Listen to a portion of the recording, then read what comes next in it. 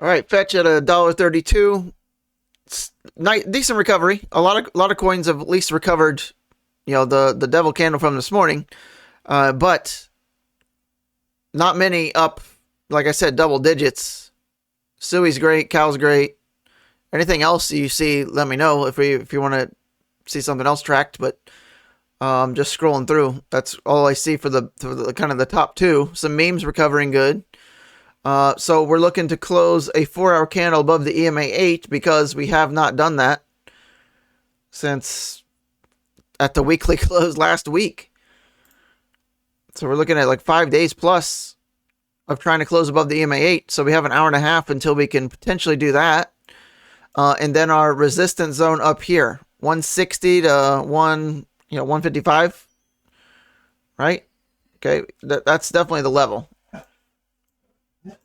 So if we can close back above that, then fetch can get rolling again. But you're also noticing you're going to have to take out all of these moving averages. So you got some work ahead.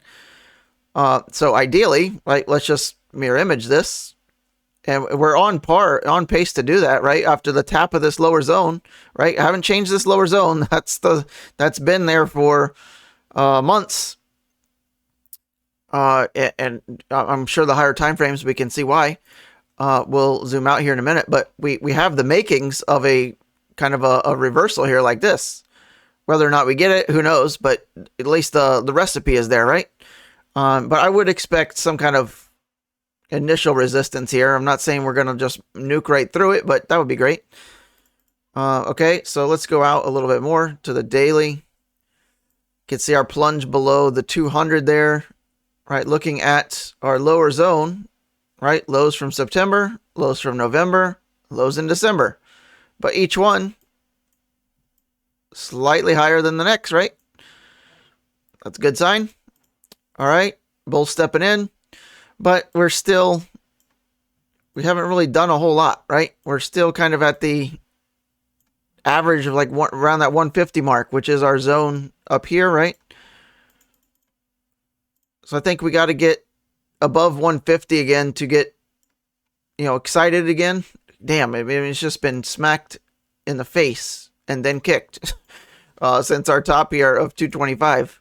Look at that move, 50% off the top, right? A lot of coins did that, so don't feel too bad, right? A lot of coins have shaved 50% off these highs from way back 14 days ago, right? It wasn't that long ago. We were all turning bullish again, and this is what you get if you get too confident in the market and you start people start over leveraging this. So cut you deep, right? So leverage is very dangerous, right? Especially when you're confident that it's definitely going to work, right? Been there, done that. Okay, so range lows, we got to work our way back up, get back above 150 on the daily chart. I mean, that's the spot. So nice recovery so far. Let's see how the Bollinger Bands are looking, right? Double, triple close below the lower. So we're hoping to see a close here a little bit higher, right? That's fine. We still have 5 hours on the day. And then we want to see some follow through tomorrow. Okay, so the 3-day. Tap off the 200, which is also the 600-day moving average, keep in mind. And on a 3-day or weekly chart in a bull run, if you ever tap that, like, and you're looking to get more, like, it's a no-brainer, right? You shouldn't be scared there, right? AH time, pretty short-lived. Last time, well, I should say 2 times ago, September, look at that. Tap on the 200, rock it out. Tap on the 200 in November, rock it out. Even though we came back, right? We could do that same thing again where we go up to like 150, then come back down to like 120, and then, then go. But, this time period here, January, we should be in alt season, and I would, fully expect like a tap of, at least the 786 when we get going again, when it rips, right? And then we can talk about, all-time highs and, how much higher we can go here, right? You can see our zone up there. Still should have no problem. $8-9 for fetch, right? That's still pretty great, right? From current prices even. You get a chance to buy just above $1 like multiple times here. All right, weekly. So ideally, right, any of our coins, we don't really want to close below the 21 week, or they could just, lose some momentum, right? It's the air knocked out of you, right? 150. Again, it's 150 on the daily chart, the 3-day chart. It's 150. The weekly chart, could probably say like a little bit higher, really, to turn much more bullish. But I would even consider this a bigger and longer, 6-month kind of stuck zone. Only a couple of candles closed above here, above 160 since our March super rally. Got one close above the 618. That's it. 618 was the level, right? Taking some profits at the 618, the 1618, any of these fib levels. Like if you're up 20, 30, 40, 50% or more, and you see a 618, like at least put a stop loss just under it in case we do go back down, or, to lock something in case of an event like this. That's usually the way to do it. Stop loss. And because you don't know, like if you sell like right here, like what if you missed out on a little bit more, right? Or you could have got stopped out here anyway and missed all that anyway, but that's the name of the game, right? You're never going to do it perfect. It's just about not being, ultra regretful. Like I should have taken profits. I did take 0 and now we're down here. But, or you're just, the smartest play is to do nothing, right? Obviously. That should be obvious at this point, because you never know when a day like this is coming, or the flip side, right? You never know when you're going to rocket.